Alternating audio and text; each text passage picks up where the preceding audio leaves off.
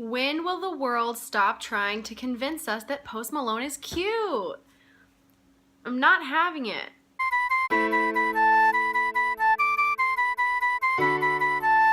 Hey guys, welcome back to my channel, where I find really bad fan fiction that makes me say, what the fic? And I read it to you because I cannot keep it all in my head. I cannot keep living with the images that I am self-inflicting upon myself. I can't do it. Today, we are going to be reading just a beautiful romantic story about a true sex symbol in our society. Post Malone. If you have ever looked at Post Malone and thought anything other than, has he considered showering, or those face tattoos are real, then this story is going to be for you. So I was scrolling through Wattpad, as all well-adjusted adults do, I'm sure, and I stumbled across a story called Daddy, and then the emoji about Post Malone. So, obviously I had to click on it, and after I got back from the bathroom where I was vomiting, I came back and read this story, and I just knew that I needed to share it with the world. It already has been shared with the world on Wattpad, where it has 21,000 reads. 21,000 young women or young men saw a story called Daddy, Post Malone, and we're like, yes, this is for me. So I guess let's just hop into it. The summary is just, it's a joke. But is it really a joke? It's like when you tell your friends about your crush, which I have to do all the time. For example, the conversation I had last night with my roommate was, you know who I think is attractive? Ed Helms. Haha, isn't that funny? But I was not joking. But you have to say it's a joke, you know, and you're like, he's not cute, don't judge, but like you have a crush on him. It's okay. Dance in chaos. I will not judge you. So, heading into the intro, Lillian Articus, fake name, come on. Wait, you changed your name to... Lillian Articus, What kind of a stupid name is that, Fogel? was in love. The dictionary defines love as an intense feeling of deep affection, and its synonyms include fondness, tenderness, and besottedness. If you're ever trying to fill a word count, there you go.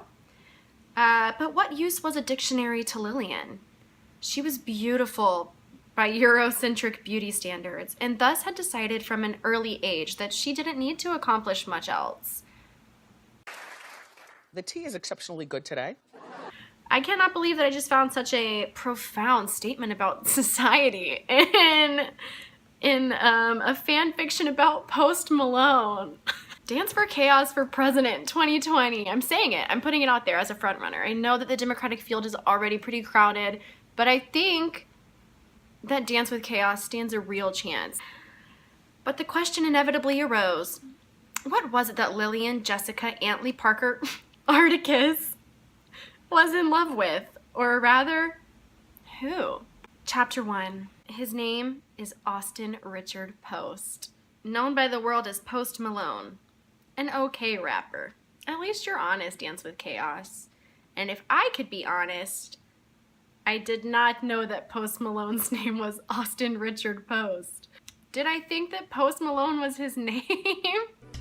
You, are you dumb? But to Lillian, she longed to be the earth and he the sun, so that she could revolve around him.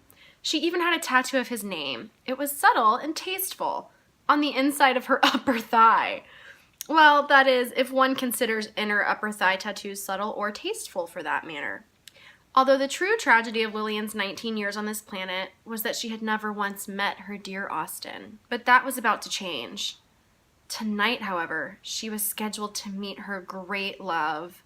Lillian had a backstage pass and intended to stay long enough to make Austin fall in love with her. The truth was, she was more nervous than she had ever been in her entire life. Her dreams were so close to falling into place. All she had to do was convince Post Malone to fall in love with her. Easy as pie. Chapter 2. Lillian put on a pair of leather leggings which complemented her red tank top superbly. If ever such a maiden could entrance Austin Post, it was Lillian. Once the clock struck 12 in the afternoon, this modern-day princess got into her modern-day carriage and headed off to the modern-day ball. A true real-life Cinderella. Except in this version, of course, Post Malone is the one covered in dirt and ash. Lillian's heart stopped in her chest when her Uber driver finally arrived at the concert venue. At 12 o'clock in the afternoon? She politely tipped him $10 and then she was on her way. Lillian was set on the road to the rest of her happy life. She pulled on the door handle for several agonizing minutes before realizing that it was push. Anyway, she made it. Lillian was in the same building as her true love. She'd never felt more alive. The facility was huge. She saw stands selling merch and stands with food all around her. Her eyes focused in on a man in a black shirt with the word staff on the back. Instantly, Lillian began to devise a plan. She would follow him to the backstage and look for him. Post. If you're friends with Post Malone, do you call him Post? Like a first name? Do you call him Austin? What's the etiquette around Post Malone? We don't know. Mr. Post. Wait, oh yes, wait a minute, Mr. Post Malone. She walked around and began perusing the various stands as she went, acting as casual as she could. Purchased a hot dog. Bought a sweatshirt. It's very casual. Anytime I'm trying to act cool around my crush, I just buy a hot dog. At last the crowds had spread out and she had to be completely silent. Lillian channeled her inner cat. She saw the man go through a pull door, and after he had passed, she charged forward, sticking the end of the hot dog in the door to stop it from closing. What a waste! I take back what I said about Dance and Chaos being our Democratic presidential candidate for 2020, because while she does care about Eurocentric beauty standards, she clearly does not care about food poverty or world hunger. Going around sticking hot dogs indoors? Do you know how many kids would kill for a hot dog? I'd kill for a hot dog right now. Lillian waited a moment and then pulled open the door. Her future awaited. Chapter 3. Lillian walked through the door. The glitz and the glam of music industry was coming alive right before her very eyes. Post Malone is not the glitz and the glam of music industries. Post Malone goes to a stadium, stays in the away locker room, goes out on stage, drinks some Bud Light, does some coke. Post Malone is not the glitz and glam of the industry. The hair on the back of her neck stood on end and she felt her heart race. He was near. She could almost hear him. Ayo, Jake, yo, you brought me a watermelon. I wanted cocaine, bruh. If I had $1 for every time I wanted cocaine and instead got stuck with a watermelon, honestly, so relatable. She whipped around and saw him. The most beautiful man she'd ever seen. Bitch, is you blind? It was Post. Austin, the love of her life. Jake looked nervous and side-whispered to Post. Austin, open the watermelon, he spoke through gritted teeth. Lillian was observing from approximately 10 feet away behind a potted plant. She crept closer until she was standing in front of a tall man sitting on a couch and snorting cocaine off the coffee table in front of him. Lillian stared in awe. This would be the moment she would tell her children in the years to come. Mom, how did you meet Dad? Well, sweetie, he was snorting coke off a coffee table backstage at his concert, and I stuck a hot dog in a door to sneak in to see him, and it was right then that I knew that he was the love of my life. Who says love is dead, you know? Romance is still alive. She waited while he did a line on the beautiful glass table. It looked like Pottery Barn, she observed, like Post Malone owns anything from Pottery Barn. Like Post Malone wouldn't be followed around a Pottery Barn. He would walk in a Pottery Barn and all the old ladies would be like, yeah, follow that guy. What is he possibly here for? Try IKEA, Post. Once he looked up, she spoke. Hello, she said in her most seductive voice, which ended up sounding more like she needed a cough drop. The man smiled at her, flashing his gold grills encrusted with diamonds. Asa.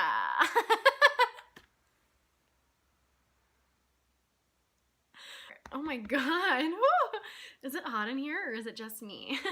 Excited. Excited. Lillian nodded. I'm well. How are you?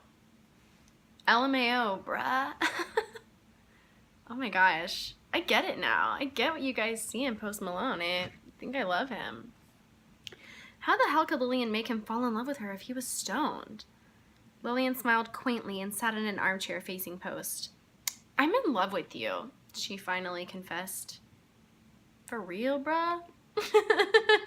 You know what? I've been there. Lillian, girl, I feel for you. The amount of times that I've told boys that I'm in love with them and they've said, for real, bruh? Girl, we've all been there. Lillian blinked. This was a moment of truth for her. Was it for real, bruh, or not? What could she say? No one had ever asked her that question before. Chapter 4. For real, bruh, Lillian said confidently. Maybe for real, bruh can be there always. For real, bruh? For real, bruh. Liddy, sis, he slurred. He was as high as the Eiffel Tower, which was where Lillian had planned to have him propose to her. Now, Post. May I call you Austin? She asked, her hands folded on her crossed legs. She looked as regal as the Queen of Ireland. Post gestured a heavily tattooed hand to indicate that she could. You know that cocaine is bad for you, right? He slouched into a corner of the couch. Now, sis, I don't know why I imagine every time Post Malone talks, he's like throwing a peace sign. Now, sis, may I call you Sissifer? Ooh, that is the biting wit that we all love Post Malone for. It's Lillian. Lillian, look, I took health and all that shit. It's bad as fuck for me, I know. But I love me some powdered donut topping. You know you're a white rapper if you're referring to cocaine as powdered donut topping. She sighed in an exasperated manner. This is so like him, she thought. Hey now. You don't like my habits? You try and make me stop, Sissifer. When did he become a stereotypical Mexican gangster? I don't know. Lillian was aggravated. This was not going according to plan.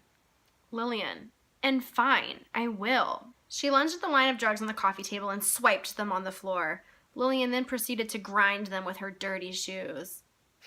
So there. She crossed her arms in victory and indignation. Damn. Sissifer, you owe me $600. Lillian gulped but remained composed. Nah, sis, I got you covered. As long as you come see me after the show. Post slurred, still very clearly under the influence. Oh my god. She got a backstage invite. Lillian's heart made its way into her throat. It's not all that's going to be making its way into her throat, am I right? Stop it. Get some help. Wow, he invited her to stay after the show. She smiled as seductively as she could and nodded and said, I suppose. Ooh, things are heating up. Chapter 5. Lillian sauntered out of the backstage area and headed to use a restroom, a smile fixated on her face that no one could take away from her. She stared at herself in a mirror and smirked. Lillian Jessica Antley Parker Articus was the chosen one. Post Malone wanted her. Her! She reapplied her eyeliner, a sleek silver line accenting her delicate hoop earrings. Jingle, jingle, bitch. Imagine getting ready for, like, the date of your life, what you think is your destiny, like the love of your life, and you're getting ready in the mirror and you're all nervous. You're like, okay, you can do this. You're going backstage. This is so exciting. Okay, yeah, your hair looks good. Your eyeliner, good. The silver lines extending the earrings, good. Perfect. No pressure. You can do this. Jingle, jingle, bitch. Lillian walked through the booths, seeing them in an all-new and different light. The posters and shirts with Posty's face on them. That was her man. Oh, how those words rolled off the tongue so elegantly. They tasted like sunshine and kisses on the beach on a warm summer's day. Posty.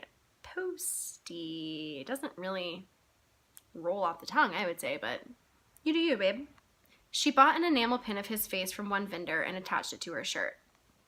And let me just say, wearing the face of the guy that I'm on a date with has never led me wrong. Never once led me wrong.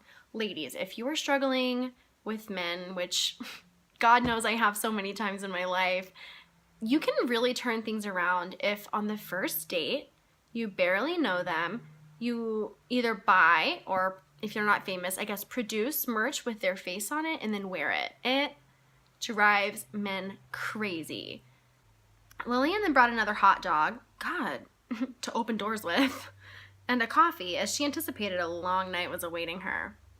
Then, post haste, she went to go find her seat close to the front row of the arena, as she was patiently longing for her man to take the stage and own it like she knew he would. Sitting in anticipation felt like the most difficult and agonizing moment of her life. How she desired to just find him backstage so that she could accompany him on stage and everyone would know that she was Post Malone's shawty. However, Lillian waved away this fantasy as she would wave away a fly. After what felt like decades, the concert was gearing up to begin, and she saw the love of her life open his mouth and heavenly music escaped from his lips. Lillian Articus was a woman in love. Chapter 6. The concert was inexplicably beautiful. That's the thing when one is in love. One's mind is fixated on their sweetheart constantly and is perpetually fascinated with even the smallest habits or patterns of their beloved. And this was the state Lillian was in. She observed Post like he was an exotic parakeet. Beautiful and mysterious. Oh God, she longed for the after-concert party she had scheduled. Actually, it was quite a unique dilemma. Lillian wanted the concert to last forever so she could soak the melodic voice of her love into her skin like the sun.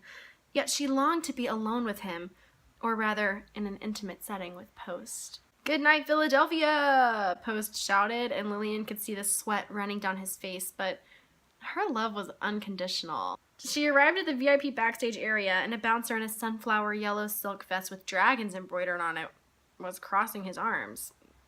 Stylish. He said, holding up a hand as she tried to pass. "Who are you?" Lillian Articus, she beamed confidently, as who wouldn't be confident if they were dating Post Malone? Lillian, girl, from one girl to another, you're coming on a little strong. Let's tap the brakes a little bit. You just saw him doing coke, did not like that. Clearly there are problems already present in your relationship. Let's just take it slow. Not on the list, sweetheart. But the way he said sweetheart sounded as if he meant the opposite. "Maybe it's under Sisyphor?" she asked hesitantly. The man's eyes widened. "Oh, you're Sisyphor. I am so sorry. Here you are," he spoke, quickly opening the door for her. And for the second time that night, she walked through those lovely doors. Chapter 7. Lillian was perpetually entertained by everyone in Post's circle who was so willing to call her Sisyphor, as she found the name to be absolutely ridiculous, and she assumed most others would feel the same. I feel the same, but not as in like, it's so ridiculous. It's ridiculous. Sisyphor? I don't get it. Is that a Post Malone joke that I don't get? Is that a reference to something? Let me know, please. The things that she put up with for love. You know, his rampant cocaine use, the fact that he doesn't shower, his face tattoos, calling her Sisyphor, the things she puts up with. Lillian carried herself like a queen, and she stepped through the threshold to her new life. Really, it was a discolored, heavy door being held open for her by the man who had at first doubted her identity. Yet, still here she was, striding with utter confidence. Things were looking up for Lillian. She was escorted into a lounge with a chartreuse velvet couch covered with lyrics from her man's songs. Once his eyes met hers, his lips curled into a smile underneath his mustache. Or rather, a smirk. "Ah, Sisyphor, how's it hanging?" he said in a slurred voice. Is my Post Malone impression perfect? Probably. She sat and maintained perfect posture as she responded, "I am excellent. And you?" Her grammar was too perfect. She had always been taught by her grandmother that men were always attracted to elegant women, and thus she behaved in this manner. Post seemed different, though. Perhaps she could let go a little bit. She promptly slouched and matched his position. "Great. Fucking great." The smile on his face resembled that of the Cheshire Cat from Alice in Wonderland. "Do you have any lemonade?" she asked, but the room was loud and full of distracting meanderers, all of which had face tattoos. "One sec, Sisyphor," he spoke, and with that, he was gone. Chapter 8. It felt like an eternity until her dear Post returned, a can of lemonade in one hand and a bag of cocaine in the other. Drinking a can of lemonade always makes me need to do coke, you know, and then doing coke makes you thirsty. It's just such a struggle. We all know that, right? Or at least she thought it was cocaine. Lillian didn't really know what cocaine looked like. Perhaps it was just a bag of flour. Maybe he was really into baking. She'd have to ask later. Post pushed past some other partygoers and he smiled as soon as he saw her lovely face.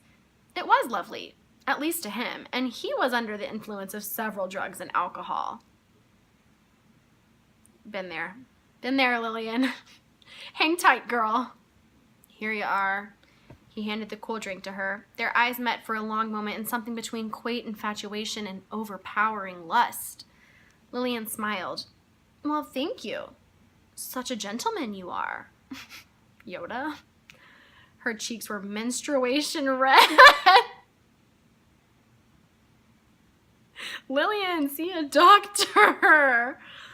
Poe sat back on the couch, his thigh pressed against her. They were so close.